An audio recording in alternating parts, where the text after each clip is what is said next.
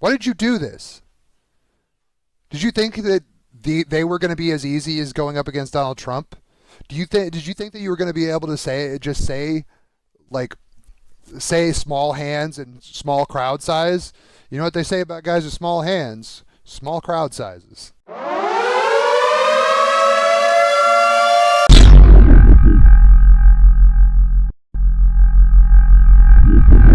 Somebody else.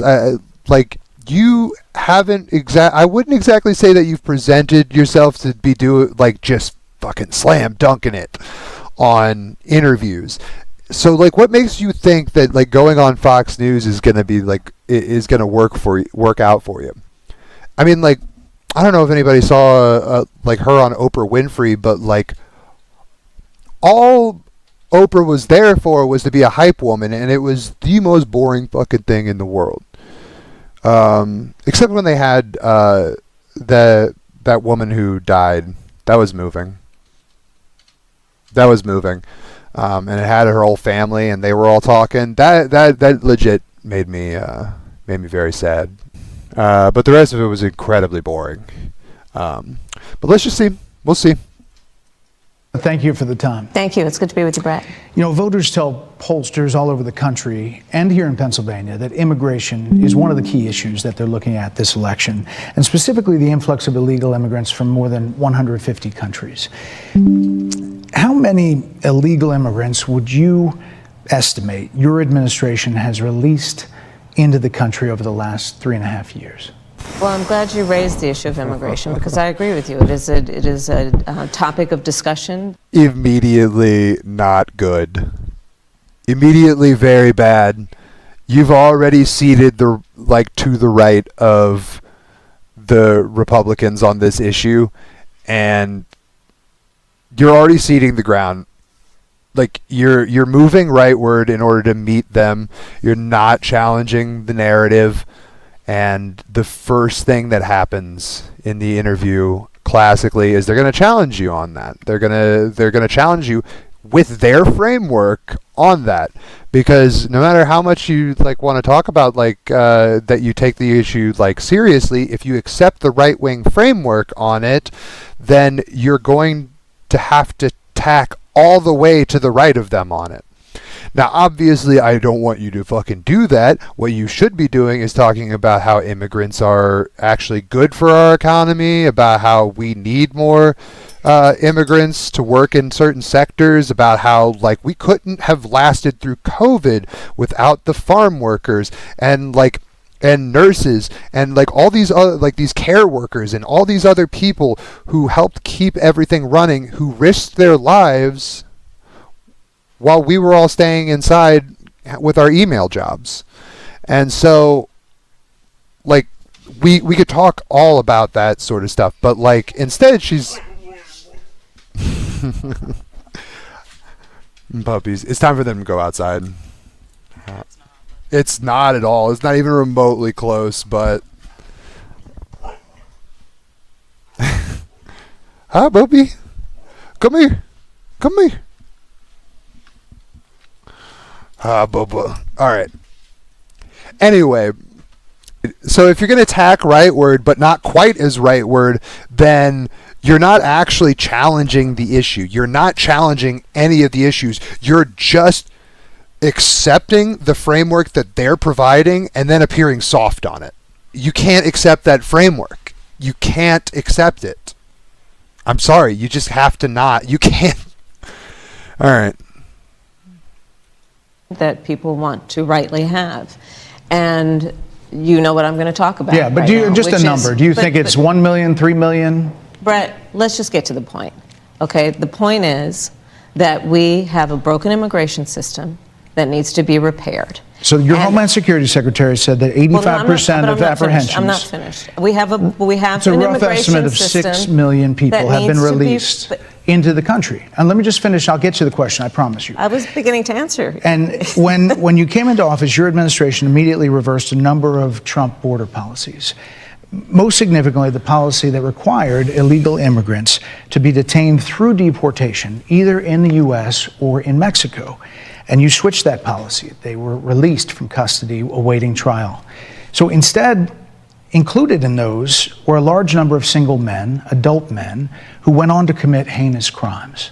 So, looking Wait, did back, he say a you large regret the number? decision. We'll say that, so I'm not going to find the exact information just on the spot, but I do know this, and it's just a pretty simple point, which is that these ghouls never miss an opportunity to mention that that migrant crime went on. So I know for a fact it's not many, and it's the reason why we know it's not many is because he would have said the fucking number if it was actually that high. If it was really that high, he said 1 million in, 2 million in. If the number was 24, would that seem high? Would that seem high to anyone? That's my point, is that they mention it every time it happens. They can't wait to mention it every time it happens. So I guess the real question is how few of the times it actually happens. Because we know that these migrant crime people just love it every time it happens because they love bringing it up because then they're right and they're vindicated. But here's the problem: is that you'd think they'd bring it up every day. You'd think they'd bring it up every day because it would happen every day, but it weirdly doesn't happen today. So I don't know. It's just not a. Like I said, I should have just stopped it at. You notice how he just said many and didn't say an actual number, because if he had an actual number. More importantly, back to the original premise, Jocelyn Nungari, Rachel Morin, Laken Riley, they are young women who were brutally assaulted and killed by some of the men who were released at the beginning of the administration, well before a negotiated bipartisan bill.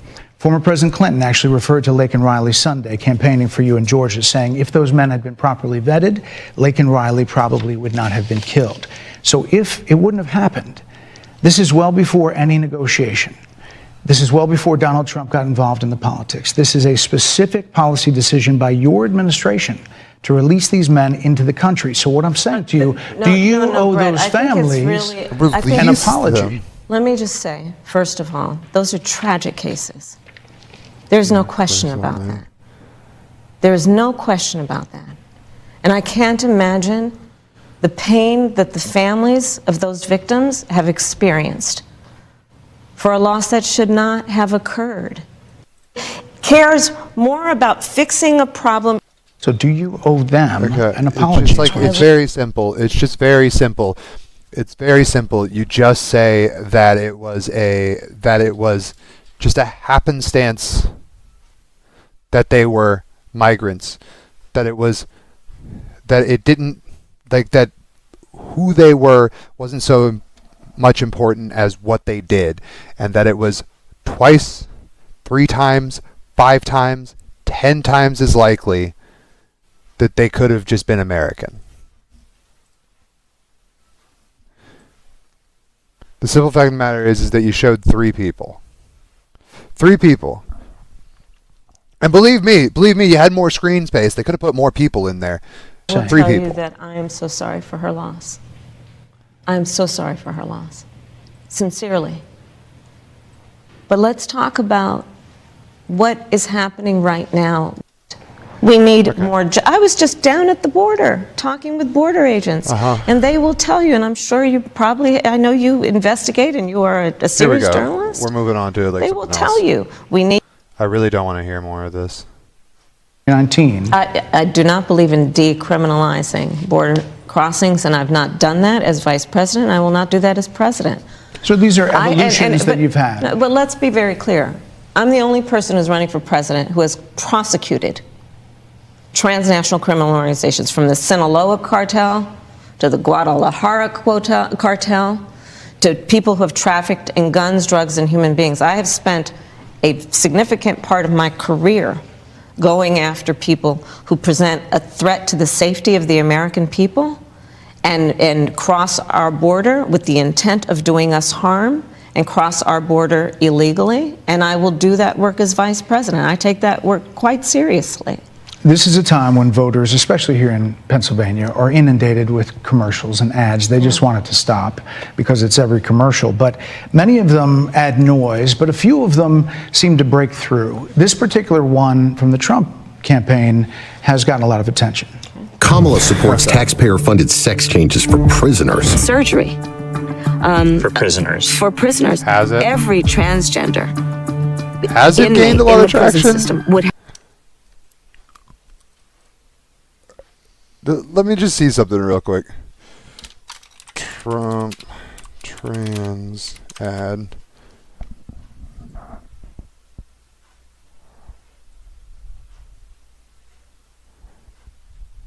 I mean, I guess it's gotten a lot of attention, but like I wouldn't imagine, like, I think it has a lot to do with like media frenzy and Trump commentators, it seems like, have sort of like latched onto it.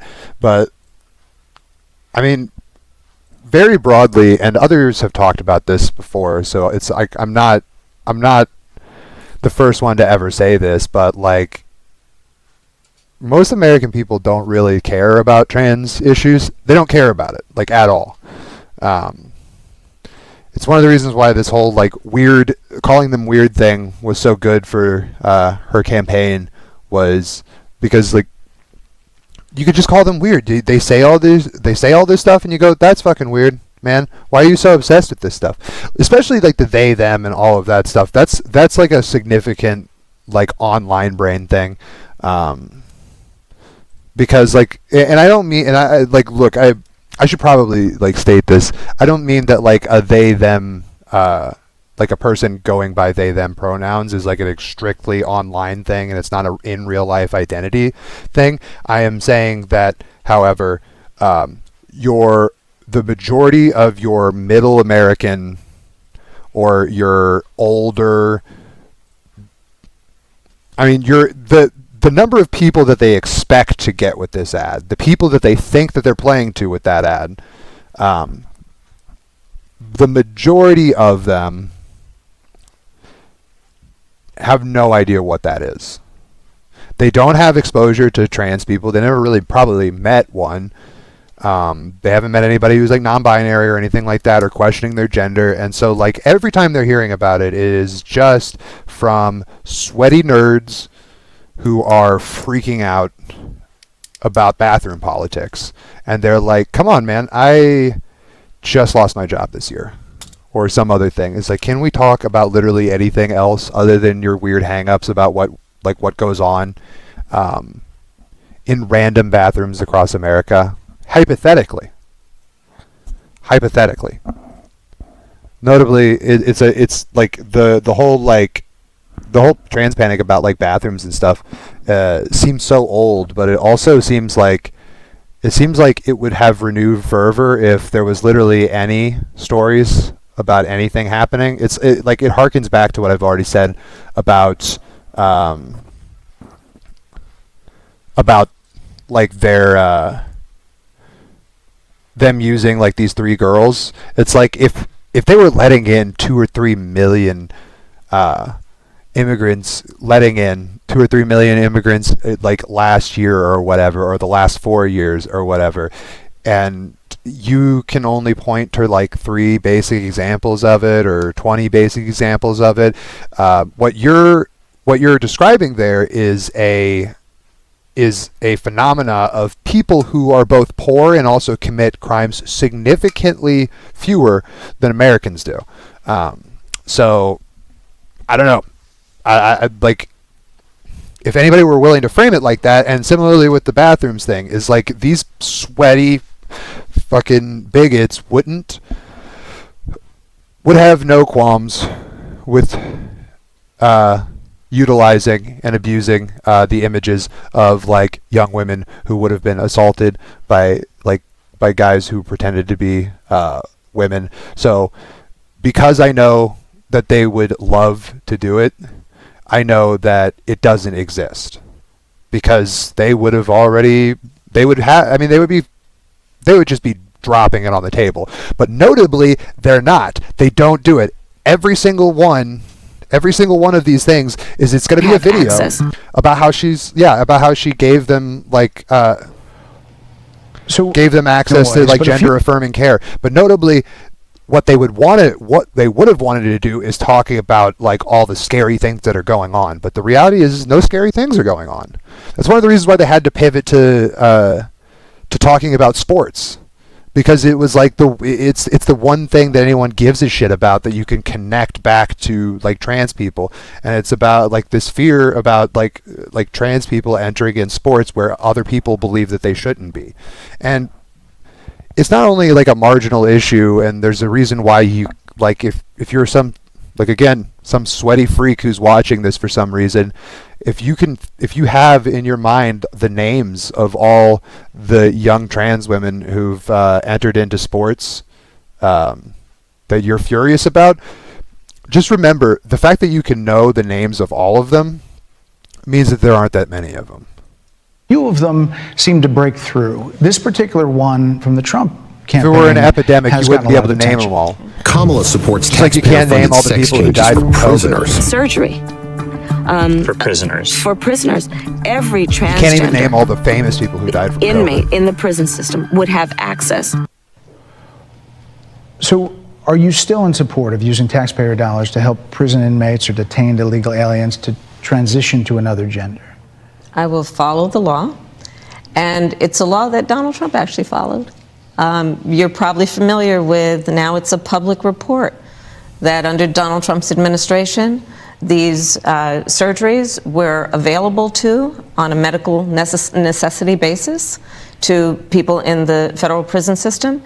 And I think, frankly, that ad from the Trump campaign is a little bit of like throwing stones when you're living in a glass house. The Trump aides say that he never advocated for that prison policy, and no gender transition surgeries you know what, you got to take responsible for what happened presidency. in your administration. Yeah, no surgeries happened in his presidency. It's in black and white. Would you still advocate for using taxpayer dollars for gender reassignment surgeries? I will follow the law, just as I think say Donald Trump would say he did. You would have a say as president.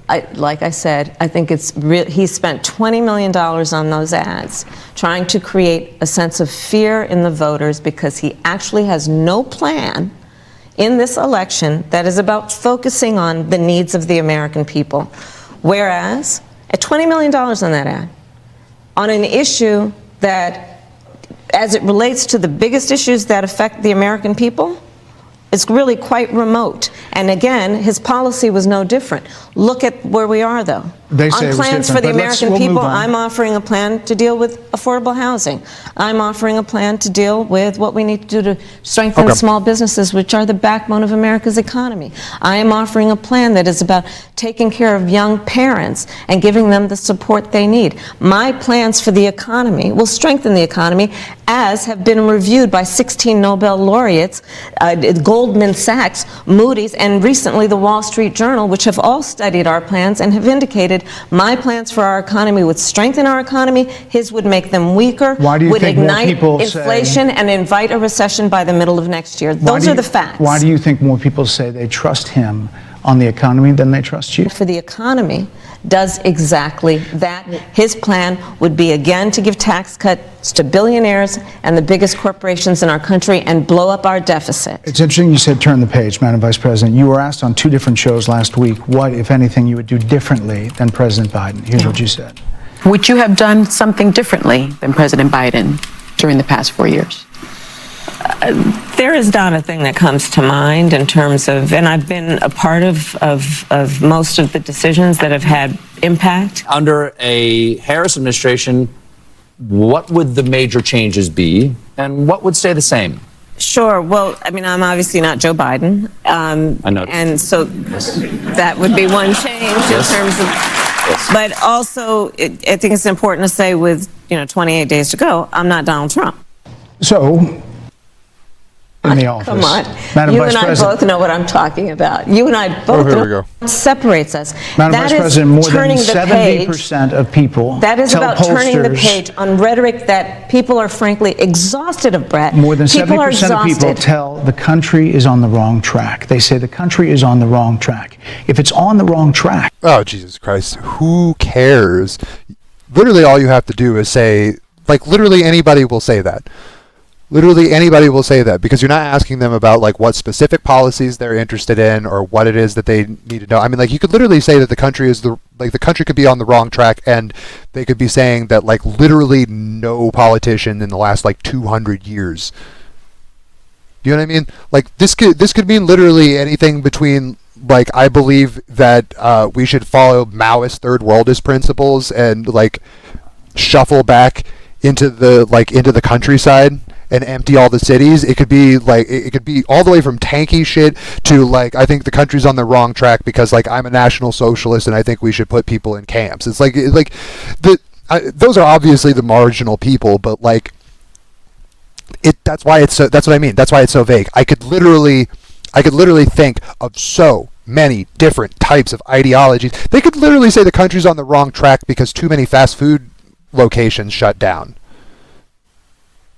You know, like there are a ton of fast food places that are shuttering their doors, and like I guarantee you, like Amerifats are all getting pissed that like their town now no longer has Whataburger, which by the way is the worst burger franchise in America.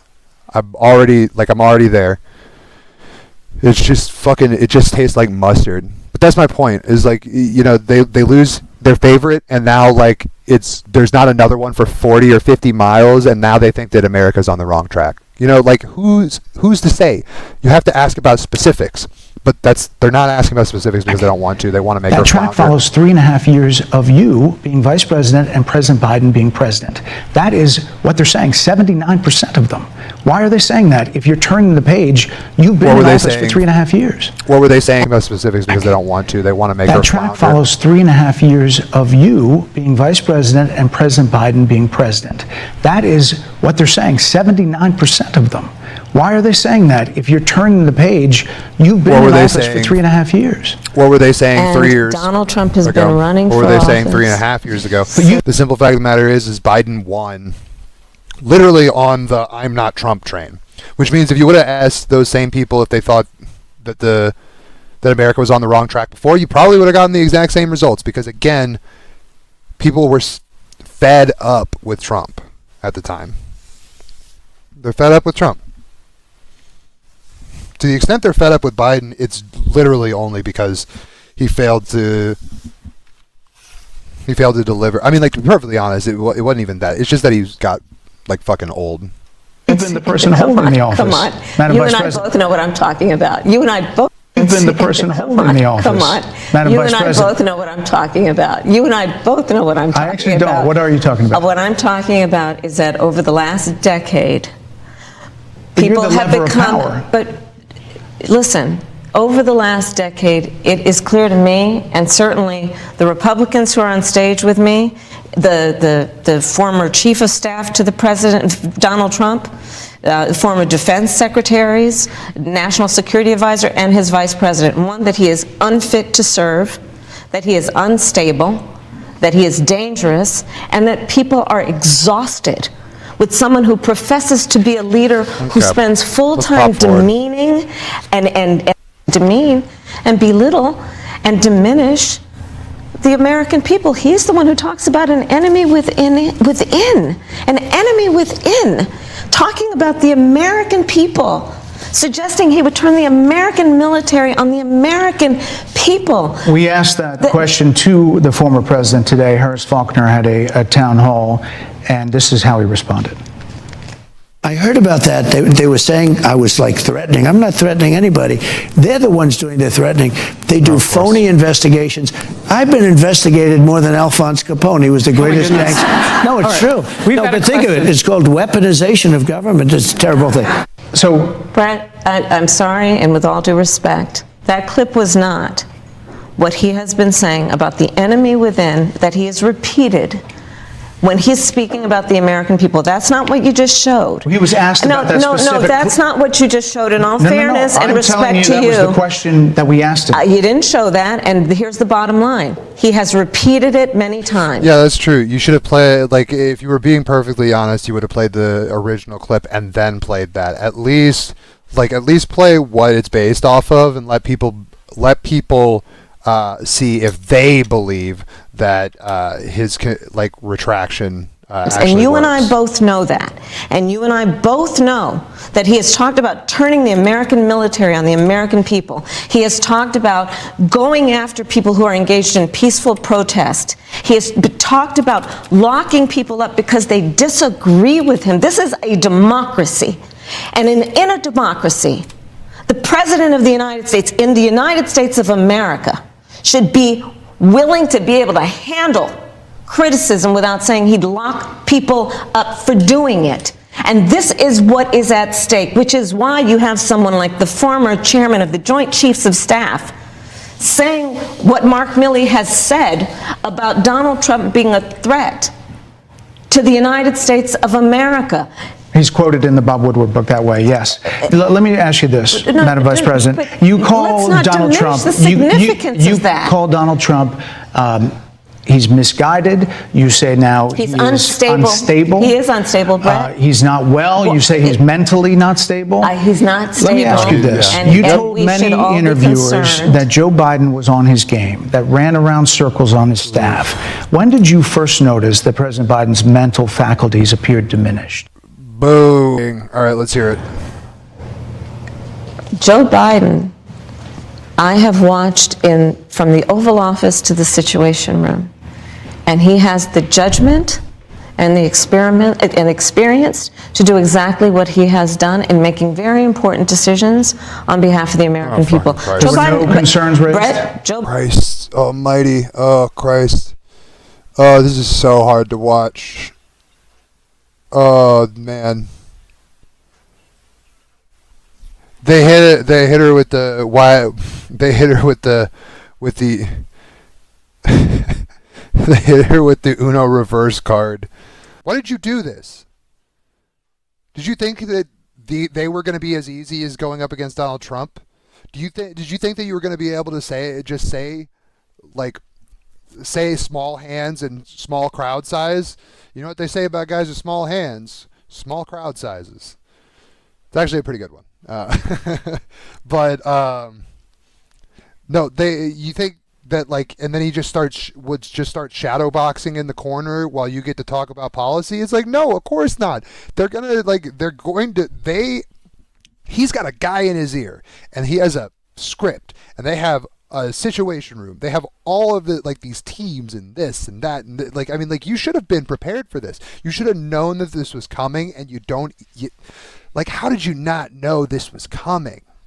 You've been the one. You set him up for it. You said you're the one that started saying that Trump is the mentally unstable one.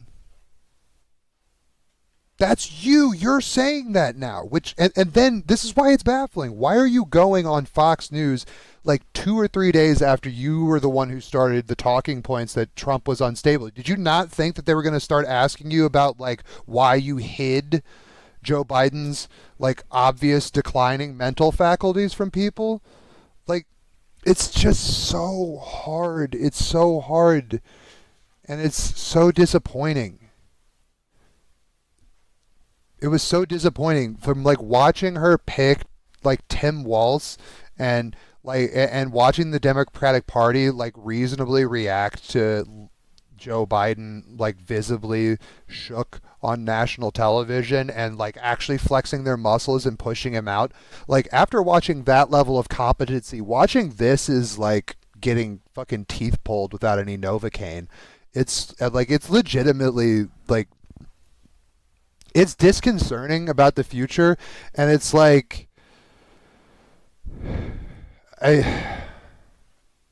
mean it's nerve-wracking, especially at this late hour in the